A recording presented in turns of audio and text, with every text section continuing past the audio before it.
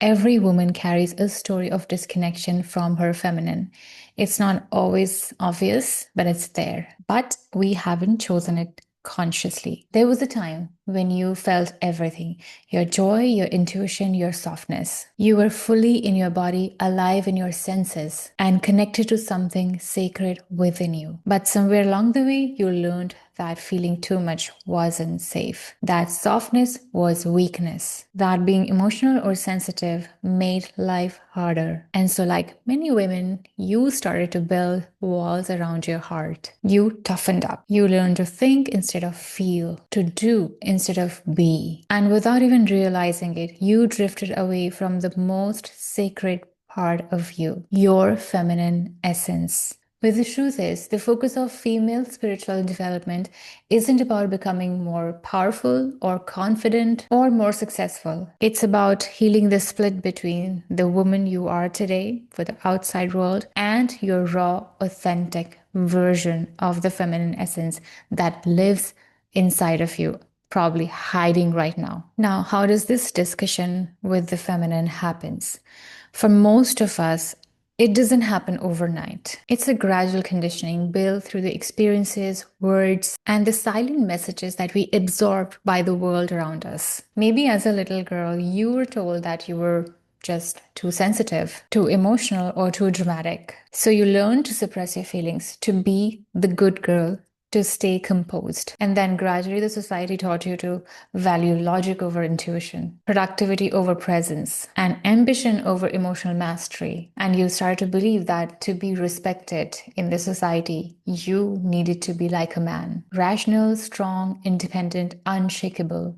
Or other reason could be that within your family, the feminine wasn't celebrated. Emotions were dismissed. Maybe your mother was overworked or emotionally unavailable, or maybe she was disconnected from her own feminine. Maybe the women you looked up to were always doing, achieving, rarely resting, and rarely receiving. And then these experiences quietly shape a belief in you that being in your feminine, being soft, being emotional, being intuitive is unsafe or unproductive. And that's how the disconnection begins. Now, let's go a layer deeper and talk about the subconscious rejection of the feminine. Every woman in her life has gone through something that has made her subconsciously reject the feminine. It can be as subtle as making a comment like, "I wish I were a man, then I could have done XYZ." In that moment, whenever we make a statement like that, we do not realize it, but it creates an energetic rejection of the feminine nature.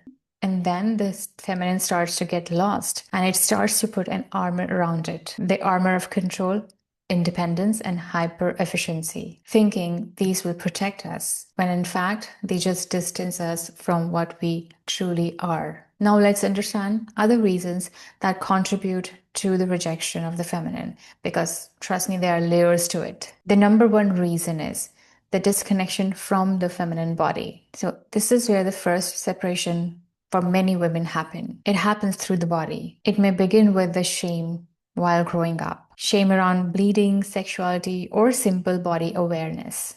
In other cases, the disconnection could be because of some sort of trauma, any emotional or physical abuse that the body went through that made your body feel unsafe, which also creates sort of a disconnection from the feminine vessel. And for many women, the disconnection happens by living through a masculine dominated lifestyle where success is measured by how much we do, how much we achieve, or how much are we producing. And then we start to override our natural rhythms, push through exhaustion, and ignore our emotional needs. And in doing so, we betray our body cycles, our intuitive nature. And we forget that our power as a woman, it doesn't come from doing more. It comes from being deeply connected to the body and its inherent wisdom. Another profound reason for feminine disconnection is the mother wound. If your relationship with your mother was distant, overly critical, or overly enmeshed, you may have learned to either reject her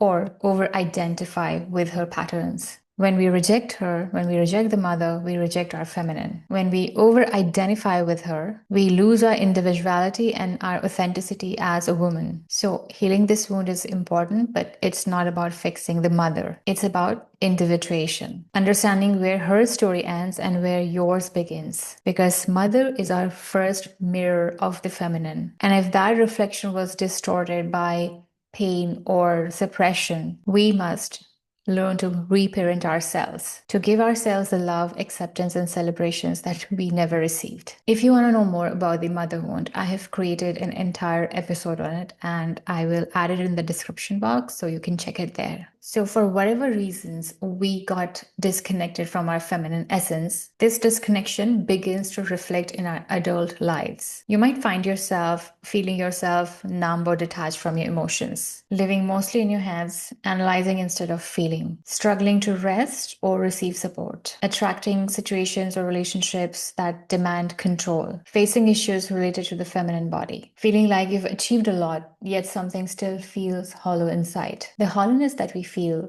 is not a failure, it's the feminine calling us back home. Now, let's talk about the journey back. How do we start reconnecting with our feminine? So, my loves, the first step is simply noticing. Noticing how far you have drifted from her. Noticing how much your life has been spent in only doing, only achieving, and surviving without truly feeling. Because beneath all of that, all of the facade that we live through, this part of you always is quietly waiting for you. Your feminine essence, longing to be seen, heard, and remembered. She wants to move through you. She wants to rest. She wants to feel through you. She wants to just simply be. Coming home to her doesn't happen with effort or discipline. It happens through gentleness, curiosity, and creating safety for yourself in your body, in your heart, in your life. Start small. You can place your hand right now on your heart and the other one on your womb and simply breathe, feeling into the sensations present in your body right now without any judgment. And start noticing the subtle messages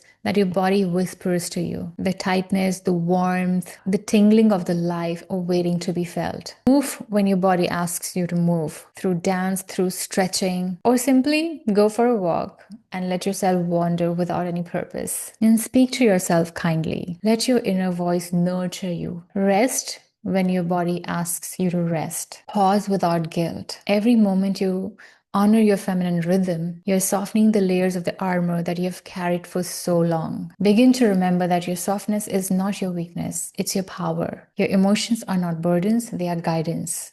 Your intuition is not luxury, it's your compass. And as you allow yourself to inhabit your body fully, your feminine essence will slowly begin to rise. So, my love, as you step into this journey, remember this. The feminine inside of you has never left you. She's just waiting, quietly waiting, patiently and lovingly waiting for you to come back home. Healing is not about fixing yourself or becoming someone else. It's about remembering who you already are. It's about letting go of the layers that are hiding your feminine, the layers of fear, shame, and the shoulds that have been covering her. Every small act of gentleness, every pause that you allow yourself to take, every breath that you take with awareness, these are the ways you reclaim your feminine power. They are invitation for your soul to rise, for your emotions to flow, for your intuition to guide you again. And here's the beautiful truth. The more you reconnect with your feminine, the more the life will begin to mirror her presence. Your relationship, your work, your creativity, your joy, all of it will become richer, more aligned, more effortless. So step softly and step bravely. Honor yourself, nourish yourself, protect the sacred space of your body and heart. Because coming home to your feminine is about coming home to all of you, radiant, intuitive, and unapologetically alive. And that's where the real magic begins. If you resonated with this episode, then please like and comment. And if you haven't subscribed to this channel, please do, so we can continue this beautiful journey together. And if you're a woman who's on her feminine healing journey and needs some support, I will mention my services in the description box. Thank you so much for listening to this episode, and I'll see you next time.